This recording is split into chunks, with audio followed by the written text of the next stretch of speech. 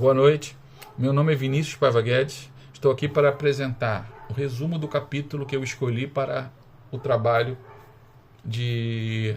da disciplina História do Cristianismo 2, o resumo do livro de História Ilustrada do Cristianismo de Justo Gonzalez, volume 2, o capítulo que eu escolhi foi 67, Reforma Católica. A Reforma Católica estava em crise nesse momento, nos anos 1530. Muitas pessoas deixavam de ser católicas para atender os apelos de Martim Lutero e outros pastores e pregadores no início dos anos de 1500. Ou seja, a Igreja Católica estava reduzindo, perdendo moral, perdendo fiéis, enquanto a Igreja Protestante estava se firmando. A Igreja Católica precisava e deveria reagir, se ajustar, modernizar, para combater a importante concorrência protestante. Alguns líderes católicos fizeram até o mesmo que os crentes protestantes fizeram, ou seja, pegou a Bíblia e traduziu para o alemão e deixou na mão do povo, como foi o exemplo de Eck, por exemplo, que traduziu a Bíblia em alemão em 1537, Bíblia Católica. Entretanto, outros grupos, Jacó Latone, por exemplo, combatiam os protestantes e argumentando que para entender a Bíblia, esta teria que ser lida em latim. Ler Bíblia em latim, o pessoal em alemão não entendia nada de latim. Um exemplo que estaria acontecendo também naqueles dias, outro exemplo, foi o julgamento de Galileu Galilei. Galileu Galilei foi um importante cientista que provou matematicamente e fisicamente em que o Sol era o centro do sistema solar, centro do universo para ele na época. Estava correto, o Sol é o centro do sistema solar. Não temos dúvida disso. Mas na época, o geocentrismo, ou seja, a Terra é o centro do universo. Então ele queria combater essa ideia de Terra, centro do universo. Lógico que foi criticado pelos teólogos, em hipótese nenhuma, isso feria a grandeza de Deus, e isso seria uma heresia, e ele poderia ser condenado à morte se continuasse mantendo essa ideia. Então ele retirou, ele voltou atrás e afirmou realmente que o geocentrismo, erradamente, né, que a Terra era o centro do universo. Lógico que não é. Enfim, esse é um exemplo. Além desse, houveram outros cientistas que queriam desenvolver uma teoria, uma ideia, apresentar um objeto ou uma invenção, não poderiam, estavam reprimidos pela Igreja Católica, porque ele poderia ser acusado de herege, ou bruxo, ou qualquer outra coisa. Tá? Então, a ciência estava manipulando a tecnologia, e tudo que poderia acontecer seria o inventor ser morto. Havia necessidade da Igreja em reagir.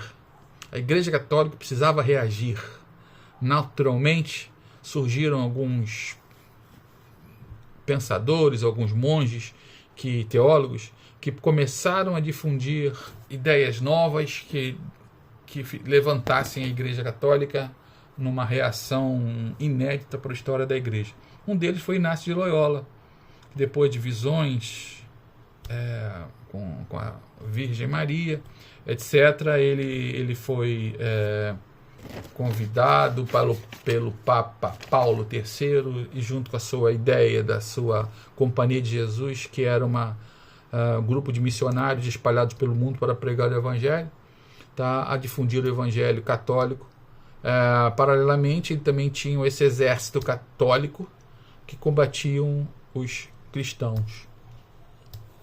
Muito bem, e a igreja precisava reagir. E reagiu. Elas fizeram o Concílio de Trento, que foi um marco importantíssimo na Igreja Católica moderna. O objetivo do concílio era combater o protestantismo e discutir a própria doutrina católica.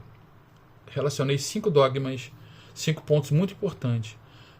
O que chamou a atenção maior foi a proibição da venda de indulgências, ou seja, o que o Martim Lutero combateu tanto no passado, agora estava realmente proibido, que era a venda de indulgência. Outra coisa que me chamou a atenção também foi a missa poderia ser feita para beneficiar um morto no purgatório. Você poderia fazer uma missa para o morto. E outra coisa que chamou a atenção foi o uso da Vulgata, que era a Bíblia traduzida para o latim, como fonte de orientação E o último ponto que eu achei interessante foi a justificação mediante as obras. A conclusão desse nosso resumo é a seguinte: aprendemos uma lição muito importante com essa reforma católica aí. A Igreja Católica estava funcionando de uma maneira tradicional, histórica, e houve um movimento de reação do povo protestante, que cresceu, incomodou a igreja, e a igreja teve que se adequar devido ao protestantismo. Então, isso acontece também hoje em dia na nossa igreja. Basta a gente incomodar o nosso inimigo que ele reage. Se não incomodar o inimigo, ele não reage. Então, isso aí é mais um exemplo de que Martinho Lutero foi usado por Deus para fazer um movimento. E a igreja imediatamente católica reagiu fazendo a contra-reforma. Então, a ação vem toda uma reação igual e contrária. Muito obrigado. Deus abençoe.